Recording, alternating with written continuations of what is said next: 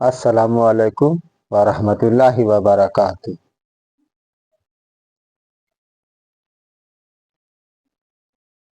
मैं एक बहुत बड़ी आयत करीमा पा गया मजमुए वजाइफ में, तो मैं अपने बेगम को बैठा लिया कि काश हमारी बहनों को हौसला मिलेगा, उनकी मदद हो जाएगी। इसलिए मैंने बैठा लिया बेगम को, नहीं तो अकेला भी पढ़ देता। इसमें बड़ी खूबी मुझे नजर आई। और जो मायूस लोग हैं उन उनके लिए इसमें एक रोशनी नजर आई। मैं बोला बेगम बैठ जाओ 2 मिनट, बस 2 मिनट बैठ जाओ। अब किसकी फजाइल है? सूरतुल कौसर, मजमुआ वजाइफ।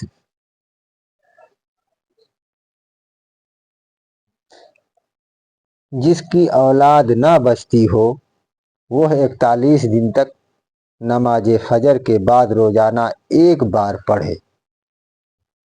वो नहीं 11 दिन, 21 दिन, 41 दिन, नहीं, सिर्फ एक बार।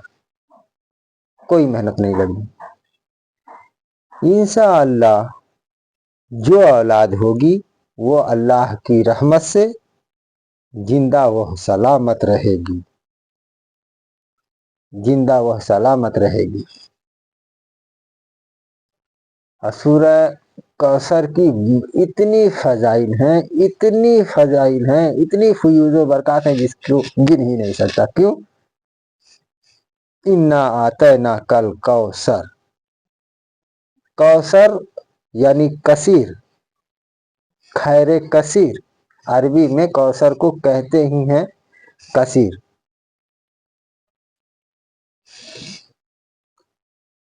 पहले वजाहत बाद में करेंगे, पहले पढ़ देता हूँ, है कि नहीं।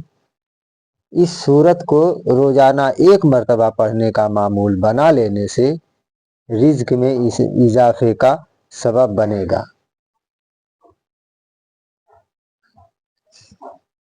हम नौजवान वैसे ही रोजी के लिए परेशान रहते हैं, दौड़ते रहते हैं,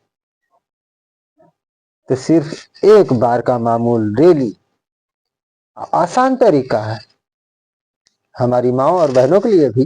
देखो, बिस्तर पे जाने के बाद सिर्फ रोजाना एक बार इन्ना आता ना, कुछ नहीं लगता। ला इलाहा इल्लल्लाह मुहम्मदुर रसूलुल्लाह जैसे बंदा गवाही देता है, अशहदु अल्ला इलाहा इल्लल्लाह वहदहु ला शरीका लह व अशहदु अन्ना मुहम्मदन अब्दुहु व रसूलुहु, इससे भी छोटी इन्ना आता है ना कल कौसर की सूरह है।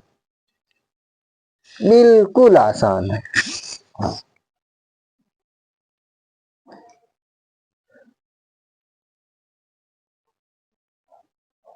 और दिल इबादत इलाही की तरफ माइल होगा। इस सूरत को शब जुमा को 1000 बार पढ़े और बावजू सो जाए, इंशाअल्लाह ताला उसे ख्वाब में हुजूर सल्लल्लाहु ताला अलैहि वसल्लम की जियारत नसीब होगी, जियारत नसीब होगी। इतनी बड़ी फजीलत वाली का ये सूरह कौसर। सूरह कौसर की 12 फजीलत आई है, अब क्यों ना आए। इन्ना बिस्मिल्लाहिर्रहमानिर्रहीम, इन्ना आतैना कल कौसर फसल्लि लिरब्बिका वनहर इन्ना शानियका हुवल अबतर। अपने नबी पाक सल्लल्लाहु ताला अलैहि वसल्लम से अल्लाह इरशाद फरमा रहा है, ए महबूब, बेशक हमने तुम्हें बेशुमार खूबियां अता फरमाई। कल कौसर, हमने आपको कौसर खैर कसीर अता फरमाया, खैर कसीर अता फरमाया। इसकी तो शुमार ही यानी इसकी तो गिनती ही नहीं हो सकती। तो तुम अपने रब के लिए नमाज पढ़ो। हर मकाम पे अल्लाह अल्लाह रब्बुल इज्जत, अल्लाह के रसूल सल्लल्लाहु अलैहि वसल्लम नमाज ही की दावत दिए। हम नौजवान मुसलमानों का हाल ये है, बगल में मस्जिद है, मस्जिद में अजान होती रहती है, हमें फर्क ही नहीं पड़ता। नमाज को हम नहीं जाते ना, हमें मौत होती है। क्यों होती है, क्यों होती है, ये हमें नहीं मालूम। अल्लाह का बुलावा आ रहा। अब फिर हमारी नौजवान मुसलमान माएँ और बहनें, हमारा नौजवान भाई दौड़ता रहता है। और दौड़ेगा भी तो किसके पीछे दौड़ेगा? वो हमारे जानने वाली रे। कितने हजार रुपए का बंदिश कराई, मैं तो नहीं था ना, 10,000 रुपये का ना, 10,000 रुपया दे के हमारे जानने वाली नहीं, हमारे खानदान में, उसके बावजूद भी परेशान हाल।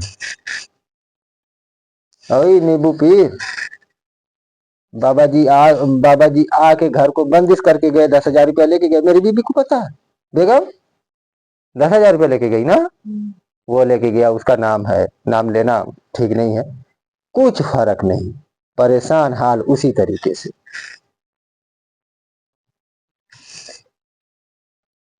तो उन लोगों के पास ना जाएं, वो तो एक नंबर के लुटेरे हैं। अजिंदा माथे की आंखों से, मैं तो था नहीं, मैं तो था नहीं, मगर मेरी बेगम थी, उन्होंने ही मुझे बताया ऐसा ऐसा किया। चोरी से कोई जान जाएगा तो क्या बोलेगा, अरे क्या बोलेगा। और कुर्बानी करो, बेशक जो तुम्हारा दुश्मन है वही हर खैर से महरूम है। ये अल्लाह रब्बुल इज्जत का फरमान है। तो हम सूरह कौसर की तिलावत करें और हम दुश्मनों के बीच घिरे रहें, मुसीबतों के बीच घिरे रहें ना, ये ना हो सकता, ये ना हो सकता। क्यों?